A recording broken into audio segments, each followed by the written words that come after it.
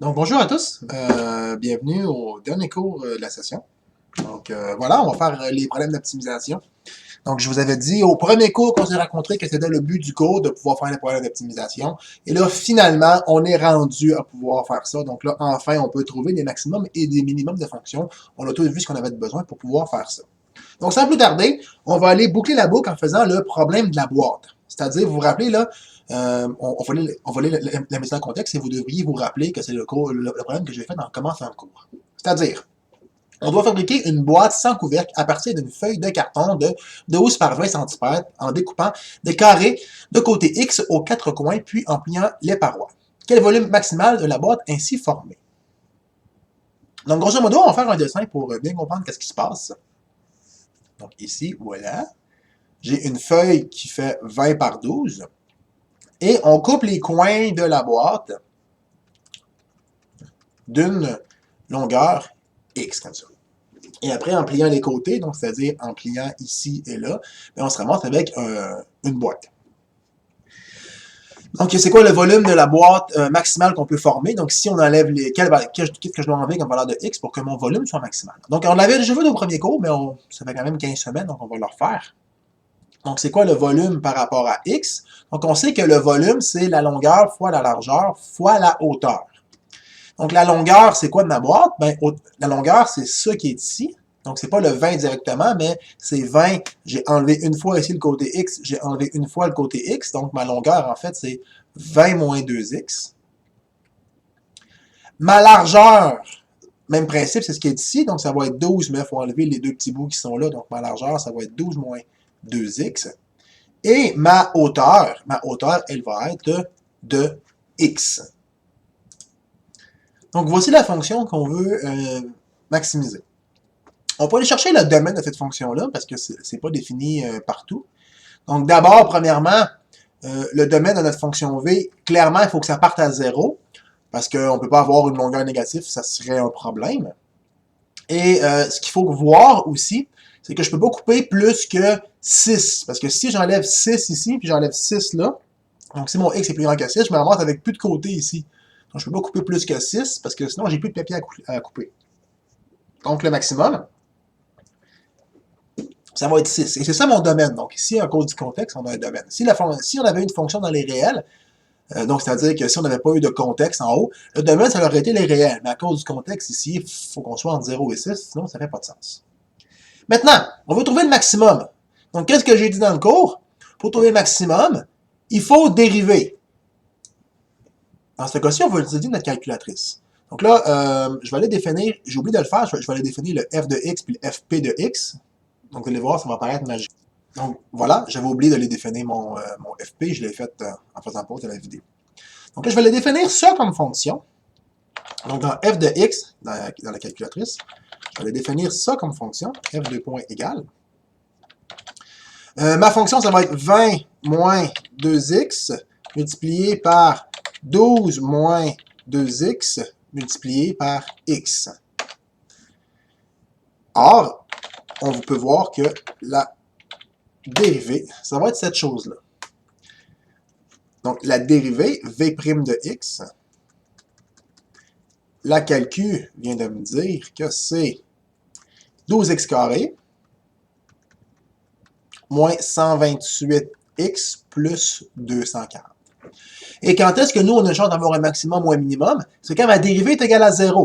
Donc, tout ce qu'on a à faire, c'est prendre la calculatrice et on cherche quand ma dérivée vaut 0 par rapport à x. Et on obtient deux valeurs, pas très pratiques de la façon qu'ils sont écrits, mais c'est pas grave, on peut aller les approximer. Et on trouve x est environ égal à 2.43.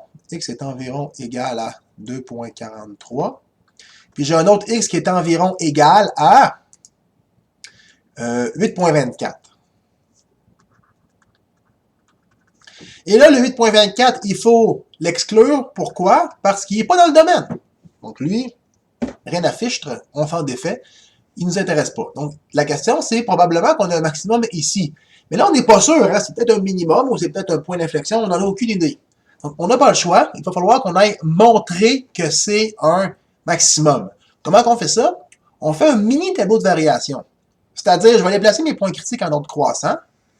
Donc, c'est-à-dire, mes points critiques en ordre croissant, j'ai 0 et 6 qui sont les bouts de mes extrémités, là. Et j'ai un autre point critique, comme je vous l'ai dit, à 2,43. Et je vais juste aller faire l'étude des signes de ma dérivée. Donc, c'est-à-dire, je vais tester un point avant 2,43 dans la dérivée.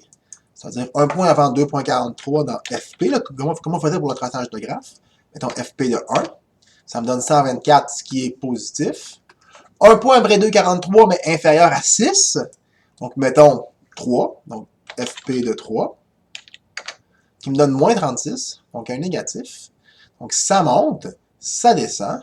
Ici, c'est 0. Donc, conclusion, on a bien un maximum.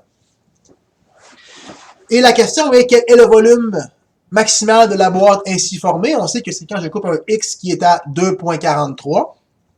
Donc, pour avoir le volume maximal, il faut faire V de 2,43. En langage de calculatrice, c'est F de 2,43, là. Donc, F de 2,43. Pas dans FP, parce que ça va donner 0, là. Donc, on va arriver à 2,62,68. Donc, environ 2,262. 262,68. Je vais aller voir que je ne me suis pas trompé. Et oui. Et il faut indiquer les unités, puisqu'on est en centimètres et que c'est un volume, il faut que ce soit des centimètres cubes. Et là, ma tronche cachait le chiffre. Et voilà. Donc, regardez bien ça. Regardez bien ça. Ça, là, on l'a fait au premier cours, ça, là, ce qui est en haut.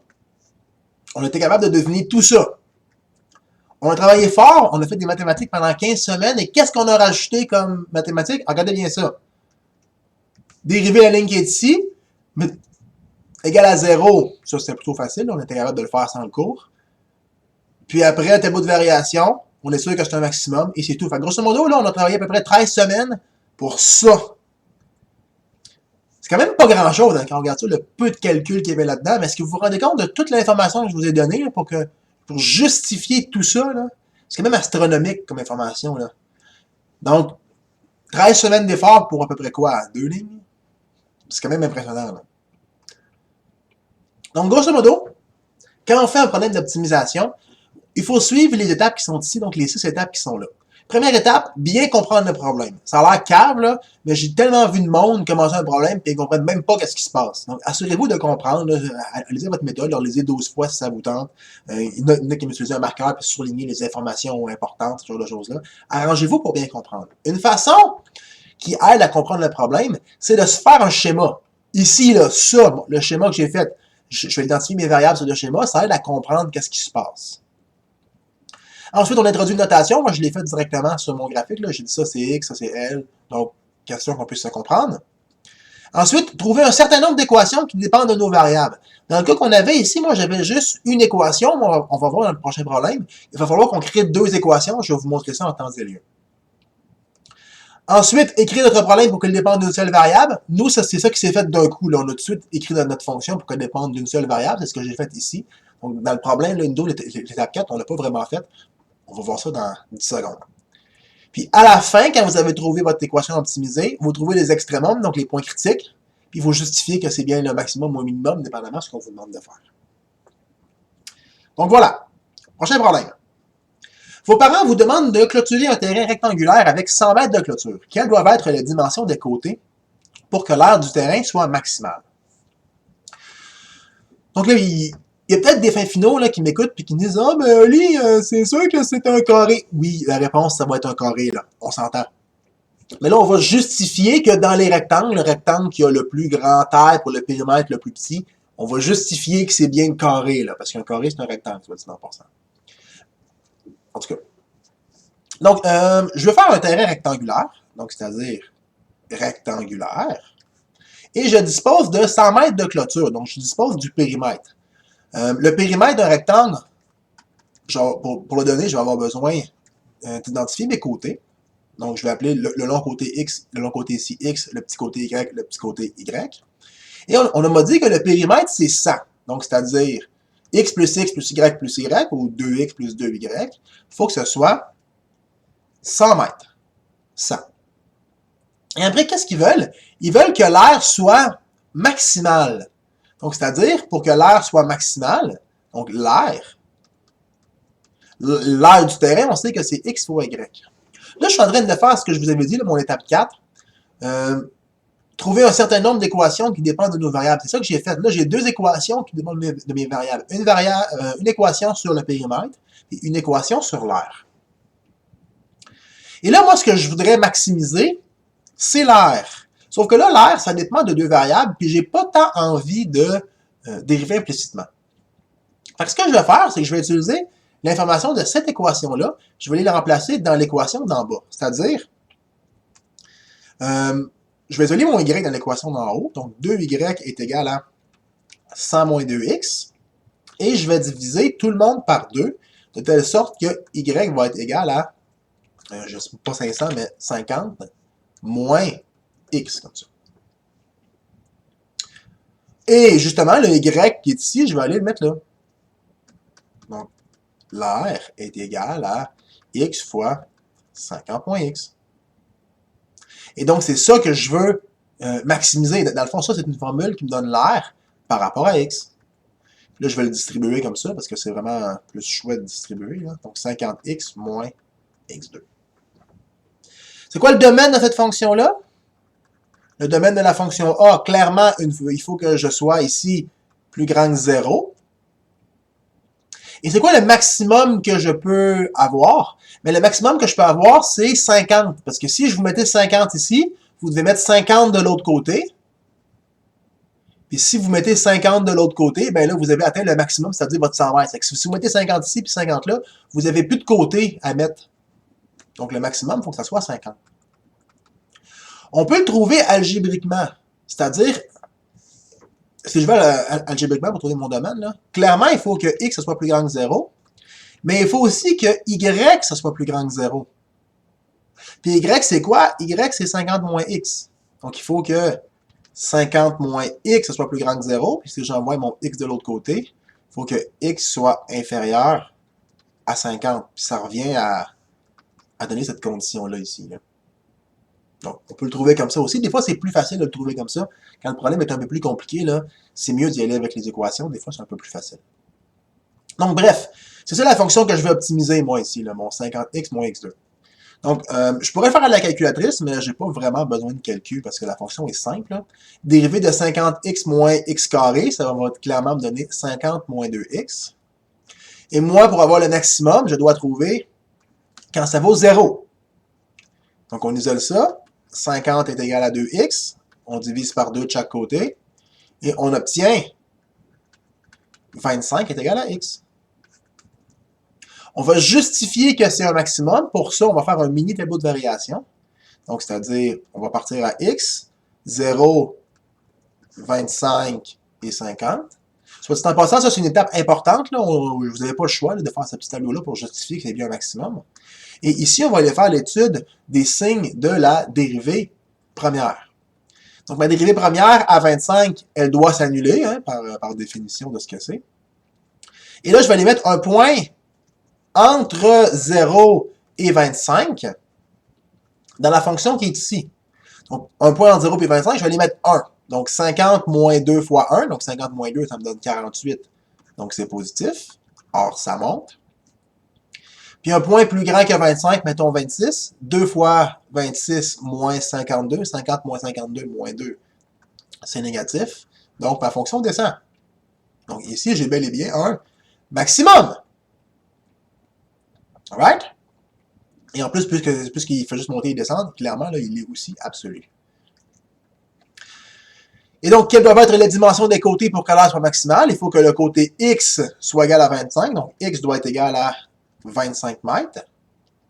Puis mon y, plus haut, on avait dit là, que c'était 50,25. 50 moins... Enfin, on avait dit que c'était 50 moins x, en fait. Puis puisque mon x, c'est 25, ça veut dire que 50 moins 25, ça me donne aussi 25. Donc, il faut que mon côté y aussi soit de 25 mètres. Et là, justement, on vient de voir que x et y doivent être de 25. Donc, ici, pour avoir un rectangle qui maximise l'air avec 100 mètres de clôture, il faut créer un carré. Bon, prochain exercice. Donc, ça, là, vous le suivez vous autres même. Le problème, il ressemble un petit peu à l'autre, sauf qu'il y a un côté que vous n'avez pas besoin de clôturer. Donc, lisez le problème, essayez-le. Puis, quand vous êtes prêts, vous repartez la vidéo pour voir la correction. Donc, voici la correction. Vos parents vous demandent encore de clôturer un terrain rectangulaire avec 100 mètres de clôture. Cette fois-ci, un côté du terrain est collé sur le mur de la maison, de sorte qu'il est inutile de clôturer ce côté. Quelle doit être la dimension des côtés pour que l'aire du terrain soit maximale, en considérant que le côté de la maison est suffisamment long pour accueillir n'importe quelle longueur de cour. C'est-à-dire, vous avez une giga maison ici, puis vous allez clôturer ici votre terrain. Et sur le bord de la maison, là, vous ne mettez pas ici de clôture, parce que c'est calme de mettre une clôture sur le bord de la maison. Et la dernière phrase, là, je vous dis que la maison est suffisamment longue pour accueillir n'importe quelle longueur de cour. C'est-à-dire la maison est grande, là, vous n'avez pas un bout qui va dépasser, là, parce que on considère que la maison est assez grande.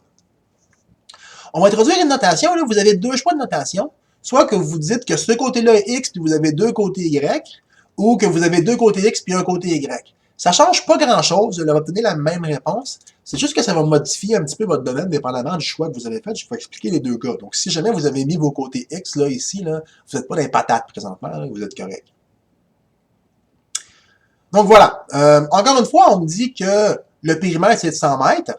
Sauf que là, ça va modifier un petit peu ma formule parce que j'ai juste un côté X. Fait que mon périmètre, ça va être X plus 2Y est égal à 100. Et c'est la condition qui est ici qui va faire que j'aurai pas un carré. Parce que logiquement, quand on vient faire le premier puis on regarde le deuxième, on se dit, ben, ça devrait faire un carré aussi. Non, ça fera pas de carré. Puis c'est à cause de tout ça ici. On verra plus tard, là, je vais l'expliquer plus en détail, mais c'est la condition qui est ici qui fait que la réponse, ça sera pas un carré. Et encore une fois, je veux maximiser l'air, et là, l'air, ça n'a pas changé. Donc l'air, encore une fois, c'est X fois Y. Ça me donne l'air. Le fait qu'un côté soit pas là, ça modifie pas l'air. Donc, même principe, je vais aller isoler une de mes deux variables et je vais aller le remplacer dans ce côté-là. Donc ici, puisque j'ai mon X qui est facile à isoler, je vais choisir d'isoler X dans ce cas-ci.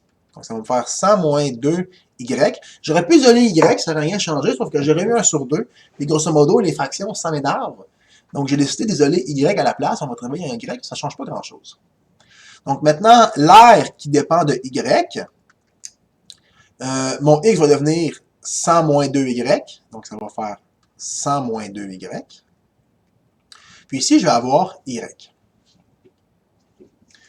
Maintenant, c'est quoi mon domaine? Mon domaine, encore une fois, on ne peut pas être, donc, c'est quoi le domaine de la fonction A, là? Donc, encore une fois, il faut que je sois plus grand que 0. Mais c'est quoi mon maximum? Mais mon maximum, c'est encore 50. Parce que, si je vous mettais 50, ma souris, si vous mettez 50 ici, vous avez 50 là. Donc, vous n'avez plus de clôture après à mettre. Vous avez passé vos 100 mètres. Donc, on ne peut pas être plus grand que ça. Ou sinon, on peut se dire Y, c'est plus grand que 0. X aussi, il faut que ce soit plus grand que 0. Donc, en l'occurrence, il faut que 100 moins 2Y soit plus grand que 0. Donc, en isolant, on se ramasse ici avec Y doit être plus petit que 50. Si jamais vous le faites dans l'autre sens, si jamais c'est X que vous avez isolé ici, votre domaine va être différent. Vous n'avez pas tout à fait la même fonction. Et votre domaine, au lieu de 0 à 50, vous avez 0 à 100. Parce que si vous travaillez avec la variable qui est ici, vous pouvez mettre votre 100 mètres de clôture ici. Et vu que l'autre côté n'est pas clôturé, c'est comme vous pouvez coller votre 100 mètres sur la maison, puis ça ferait un terrain aussi. Donc si jamais vous travaillez avec le grand côté, votre domaine, c'est pas de 0 à 50, vous êtes de 0 à 100. Bref. Donc même principe, encore une fois...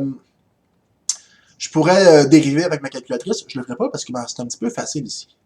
Donc, je vais distribuer mon Y là-dedans. Ça va me faire 100Y moins 2Y carré. Et là, pour trouver le maximum de ma fonction, on dérive.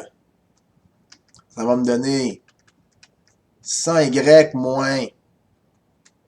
excusez-moi, je dis n'importe quoi. Donc, 100Y, ça fait 100. Hein? Puis quand je dérive, ça fait 4Y comme ça. On cherche quand ça vaut 0. Je me ramasse avec 100 est égal à 4y. On divise par 4 chaque côté. 25 est égal à y. Ah, encore 25, ça va être encore un carré. Non, attendez, vous êtes trop vite. Vous allez voir, c'est pas un carré, arrêtez de m'énerver. Maintenant, ça semble être le côté maximal. On doit le vérifier. Donc, c'est-à-dire de 0, 25, c'est mon premier point critique, 50, c'est mon bout. Encore une fois, si vous ne travaillez pas avec les petits côtés, si vous travaillez avec le long côté, c'est pas 25 que vous trouvez ici, c'est 50, pas dit en passant. Puis votre bout, c'est pas 50, c'est 100. Donc, si jamais vous travaillez avec le long côté, vous n'avez pas tout à fait les mêmes valeurs que moi dans votre tableau. C'est pas grave, c'est bon pareil. Donc, ici, puis là, j'ai ma fonction A' de Y. Donc, je mets un point plus petit que 25 là-dedans. Donc, un point plus petit que 25, mettons 1. 4 moins 100 moins 4 fois 1, ça me fait 96, donc positif. Puis, je mets un point plus grand que 25, mettons 26. 4 fois 26, 104. 100 moins 104, moins 4, donc négatif. Donc, effectivement, ça monte, ça descend. On est en présence ici d'un max absolu. Donc, ici, encore une fois, c'est les dimensions des côtés. Quand on cherche quelle doit être la dimension des côtés pour que l'aire du terrestre soit maximale, donc là, j'ai un côté qui est de 25 mètres. Puis X, on avait dit que c'était ici 100 moins 2Y. Donc, on a dit que X, c'était 100 moins 2Y. Donc, c'est 100 moins 2 fois 25. 2 fois 25, 50. 100 moins 50, ça me fait 50. Donc, X, il faut que ce soit 50 mètres. Et donc là, on voit que c'est pas un carré, hein? Parce que mes deux côtés sont pas égaux, hein? Donc la réponse, c'est pourquoi c'est pas. À la question, en fait, pourquoi c'est pas un carré? Parce que, en fait, c'est deux carrés. Je m'explique, là. Donc ici, vous avez votre super long terrain. Grosso modo, là, fait que vous avez 25 ici, vous avez 25 là, puis là, vous mettez 50 ici.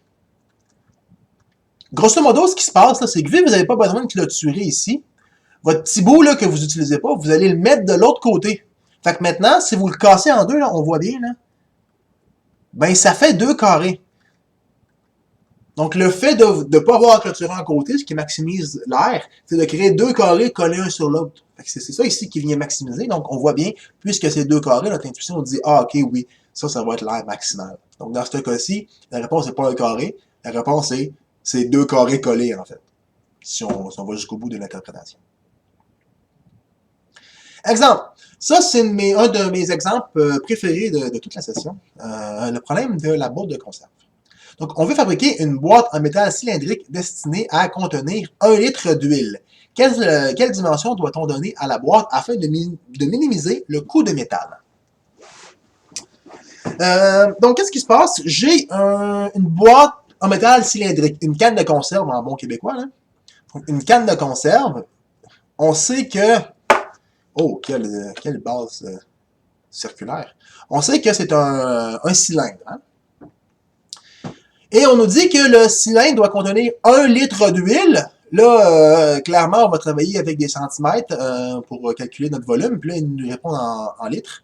Mais on sait que 1 litre, c'est 1000 cm3. Donc, vous n'avez pas à savoir ça pour l'examen. C'est juste un fait que je vous déroge d'en face. D'habitude, c'est bon pour de l'eau. 1 litre est égal à 1000 cm3. Mais là, on va dire que pour de l'huile, ça marche aussi. Donc, on va dire que 1 litre, c'est 1000 cm3. Maintenant, qu'est-ce que je connais comme information sur d'autres là-dessus? Ben, je sais qu'un cylindre, ça a deux paramètres. Un paramètre qui est le rayon et un autre paramètre qui est la hauteur.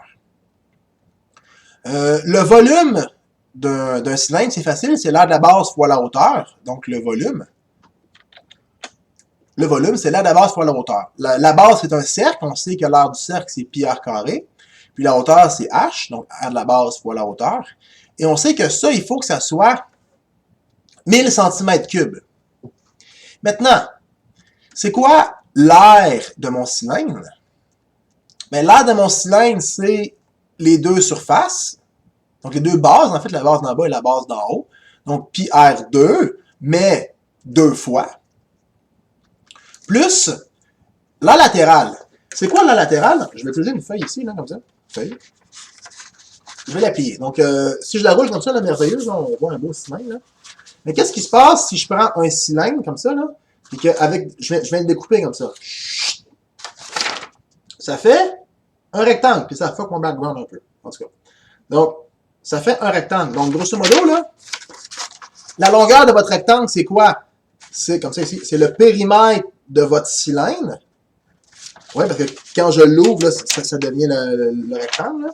Puis la hauteur de votre cylindre, ça devient la largeur de votre rectangle. Donc, grosso modo, l'aire latérale de votre cylindre, c'est la circonférence, donc 2πr, multiplié par la hauteur. Ça, c'est l'air. Encore une fois, l'air qui est ici, ça dépend de deux paramètres, puis ça me gosse. Fait que pour l'avoir de juste un paramètre, je vais aller isoler dans l'équation qui est ici. Donc là, j'ai deux choix. Je peux soit isoler R, soit isoler H dans mon équation. Et clairement, là, je vais aller isoler H. Pourquoi j'isole H? Parce que si on isole R, on va se ramasser avec des racines. Puis moi, je préfère dériver avec des carrés plutôt que de dériver avec des racines. Je dis ça de même. Hein? Donc, dans ce cas-ci, c'est préférable de dériver des choses faciles. Donc, on choisit d'isoler pour ne pas avoir de racines, tout simplement. Or, l'air qui dépend de R, ça va devenir 2πr2 plus 2πr, et mon H, ça va être 1000 sur πr2. Je peux simplifier un R comme ça. Ça va donc me donner 2πr carré plus 2 fois 1000, 2000π. En fait, je peux simplifier les pi, là. Je ne l'avais pas vu, mais oui. Là. Simplifions les pi. Donc, ça va être 2000 sur R. Je vais le faire ma barre un peu moins longue que ça. Donc, c'est ça ma fonction. Je pourrais la simplifier, mais je vais la dériver à la calculatrice. Donc, pour l'instant, on va la garder comme ça. Le domaine. Donc, le domaine de ma fonction grand A. Donc, c'est quoi le domaine de ma fonction grand A? Mais clairement, ça ne peut pas être 0, là, parce que j'ai une division par R ici. Puis, il faut que mon rayon soit positif. Maintenant, c'est quoi? Est-ce que j'ai une borne maximale? Donc, dans tous les problèmes que j'avais en haut, je vais ramasser toujours avec une borne ici. Dans le cas qui nous intéresse, on n'en aura pas. Ça va être l'infini. Pourquoi? Mais, regardez bien votre H ici. Là. Peu importe le R que vous choisissez, le H va être défini par ça. Même si vous prenez R égale 100 000, ça fait 1000 divisé par pi R carré, donc 1000 par 100 000 pi carré. Ça vous donne un H. Oui, il va être petit, là, mais peu importe le R que vous allez choisir, le H, il y a un H qui va suivre.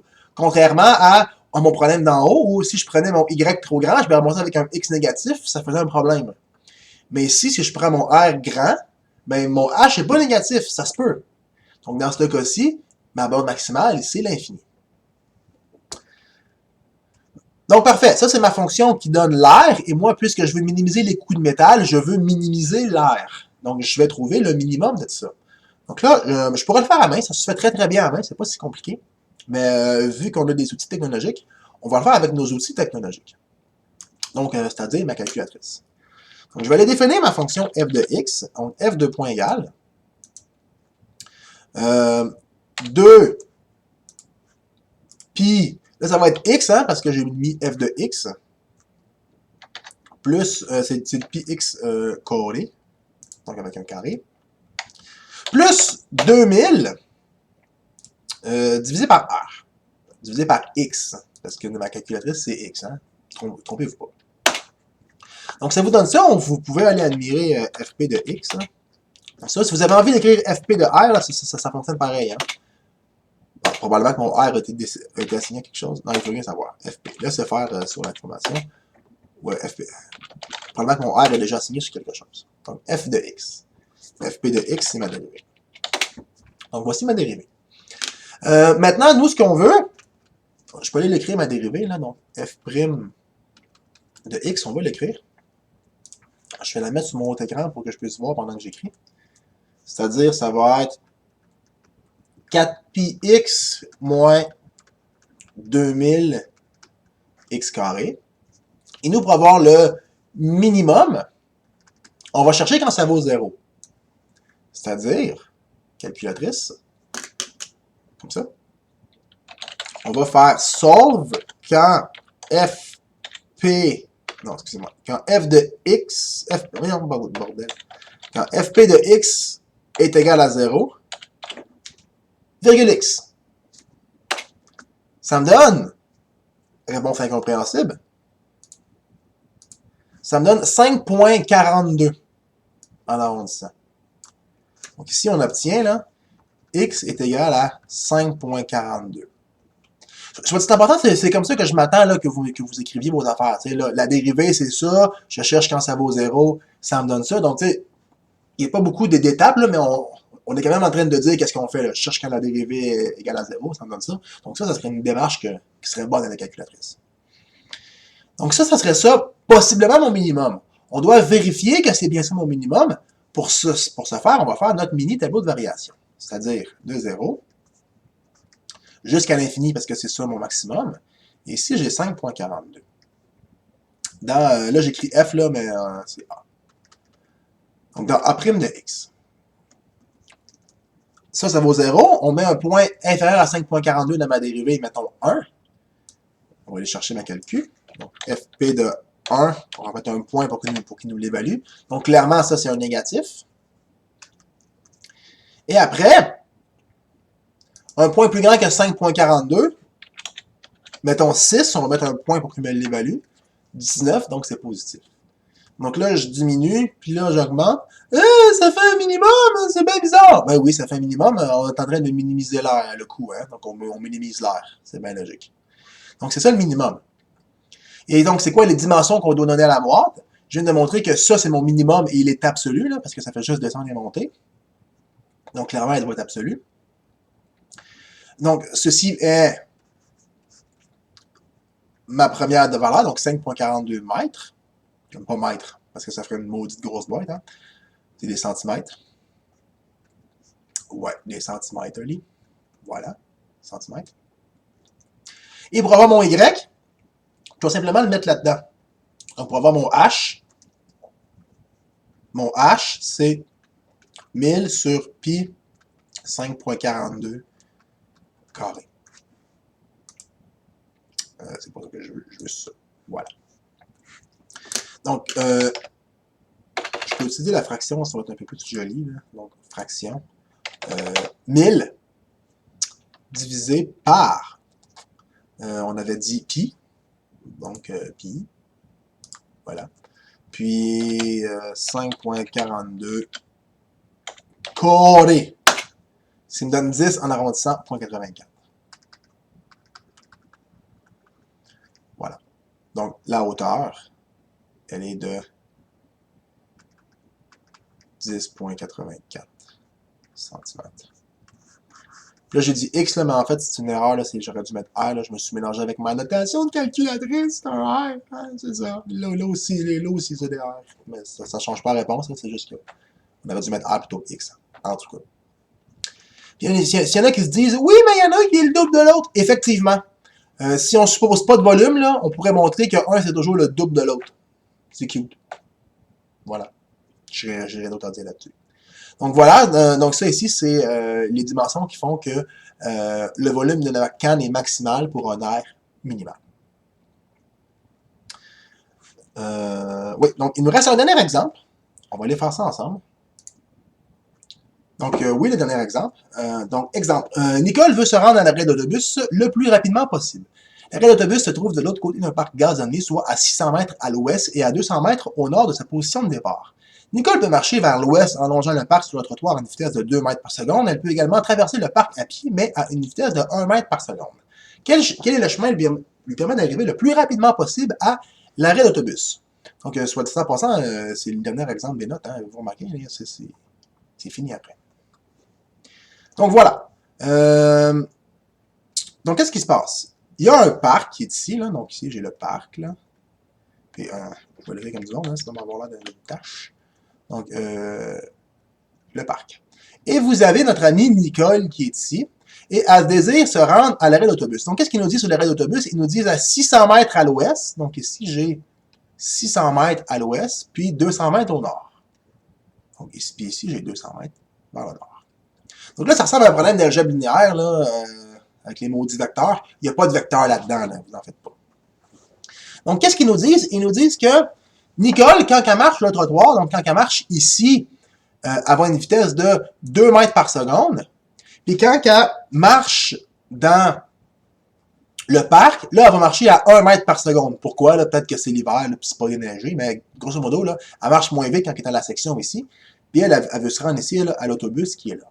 Donc, grosso modo, là, Nicole, elle va marcher ici, là, sur notre trottoir, puis à un moment donné, soudainement, qu'est-ce qu'elle va faire? Elle va couper vers le parc, vers l'arrêt d'autobus, comme ça. Et nous, ce qu'on veut, c'est minimiser le temps, okay, pour se rendre.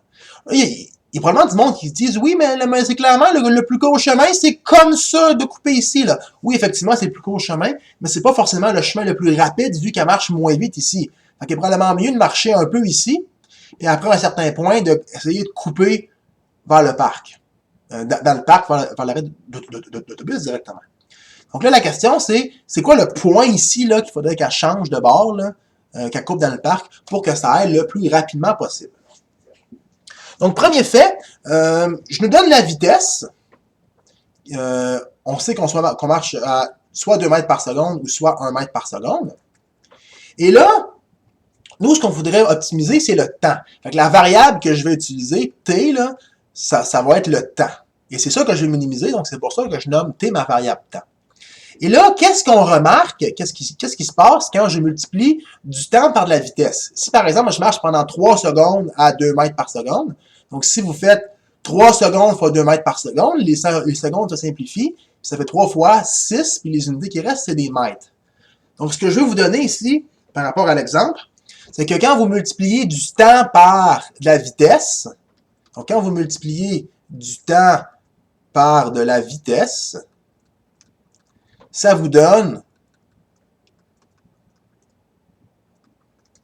la distance. Alright? Donc, grosso modo, nous, qu'est-ce qu'on veut faire?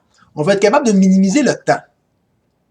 Fait que nous, ce qu'on voudrait faire, c'est avoir la position par rapport à la distance. Fait que pour minimiser le temps, je sais quoi? Je sais que le temps, ça va être égal à la distance divisé par la vitesse. Alright? Fait que x, ma variable x, ça va être la distance qu'on marche sur le trottoir. Donc, ça va être la distance.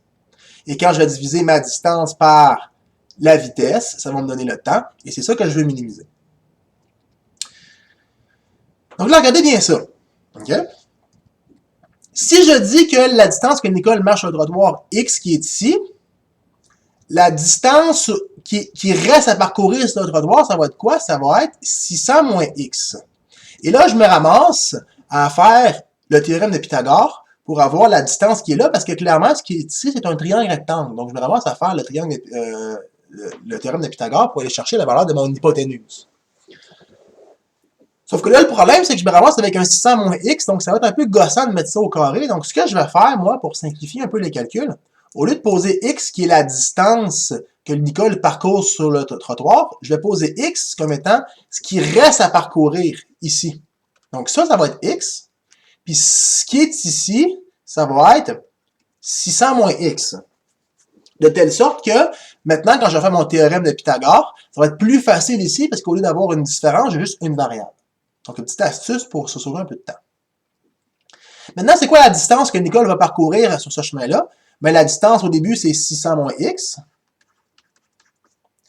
plus la distance qui est ici. Puis c'est quoi la distance qui est ici? C'est le théorème de Pythagore, c'est-à-dire ce côté-là au carré plus ce côté-là au carré.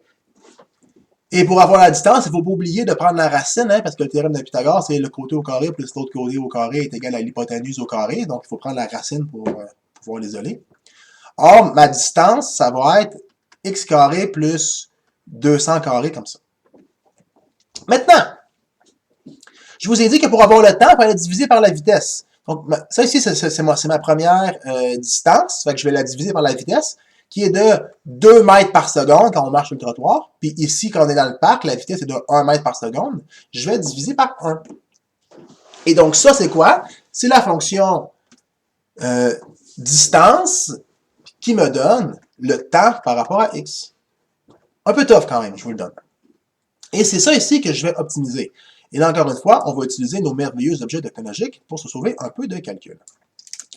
Donc, la fonction f de x, ça va être fraction.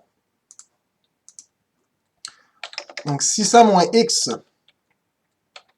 sur 2, plus la racine de x au carré, plus 200 au carré. Je pourrais diviser par 1, mais sincèrement, diviser par 1, ça ne fait pas grand-chose. Donc, terminé. Donc, fp de x, ça va être cette chose-là. Donc, x sur la racine de x carré, je n'ai pas de mémoire, donc plus 40 000 moins 1,5. Plus 40 000 moins 1,5. Donc, ça, c'est ma dérivée. Donc, ça, c'est quoi? C'est f' de x. Et moi, pour avoir le maximum, en fait, le minimum dans ce cas-ci, on met ça égal à 0. Or, je vais prendre ma calcul. On va faire un solve. Donc, solve fp de x égale à 0 par rapport à x. Ça me donne cette valeur-là ici, qui est de 115,47 mètres. Donc, x est environ égal à 115,47 mètres. Il reste à montrer que ça, c'est bien un minimum. Donc, clairement, ici, mon distance minimale, ça va être 0. J'ai oublié d'écrire le domaine. Mais le domaine, ça va être quoi? On va le faire tout de suite, tant qu'à faire, là. Clairement, c'est 0, là. Je peux pas, si vous partez en marcher dans l'autre sens, vous êtes un peu bizarre, là. Puis mon top, c'est clairement 600, parce que si vous continuez pour revenir, vous êtes un peu tâche aussi, là. Fait que clairement, le top, dans ce cas-ci, c'est de 0 à 600. Comme ça. Et on a un point critique ici à 115,47 mètres. Et là, on va aller faire l'étude des signes. Donc, la fonction, c'était pas grand A. Ici, c'était T, parce que c'était le temps. Donc, la dérivée du temps. On met un point avant 115,47. Donc, mettons 1. Donc, calculatrice, on va faire FP de 1. Ce qui va me donner un négatif. Puis, un point plus grand que 115, mettons 120. Là. Donc, FP de 120. Ça me donne, bon, merci la calcul, on approxime un positif. Donc, effectivement, ça descend, ça monte, c'est un minimum, et il est absolu parce que ça fait juste descendre et monter, j'ai pas le choix pour qu'il soit absolu. Donc, ça veut dire quoi? 115,47 mètres, c'était la distance qui était ici, hein? Fait que pour nous, pour répondre à la question, il faut faire 600 moins 115,47. Donc, 600 moins 115,47, on obtient 484,53. 4,53 mètres. Donc, ça veut dire quoi, ça? Ça veut dire que Nicole, elle doit marcher 484,53 mètres sur le trottoir. Donc, grosso modo, elle est quasiment rendue au bout. Puis, à cet endroit-là, il faut qu'elle coupe à travers le champ, puis elle parte en ligne droite vers un autobus. Et c'est ça qui minimise le temps pour se rendre à l'autobus. Donc, voilà, c'est terminé. On a fini la matière de l'année. Donc, n'hésitez pas à venir me poser des questions. Donc, allez au CAM, venez me voir moi. Si vous avez des questions sur le travail final, n'hésitez pas, je vais vous aider. Même si ça compte, c'est pas grave, je suis là pour vous aider. Donc, n'hésitez pas à prendre rendez-vous avec moi. Donc là, grosso modo, vous devrez être au début du mois de décembre, là, quand vous regardez la vidéo. Donc, vous avez maintenant jusqu'au 18 décembre pour me remettre votre travail. Donc, il vous reste quand même pas mal de temps. Dès que vous finissez votre travail, vous avez terminé le cours. Donc, voilà. Donc, si vous terminez rapidement, mais vous avez corrigé quelques différentiels, puis vous pouvez vous concentrer sur vos autres matières. Donc, sur ça, je vous dis bonne étude, puis on va se voir pour parler du travail final. Bye tout le monde!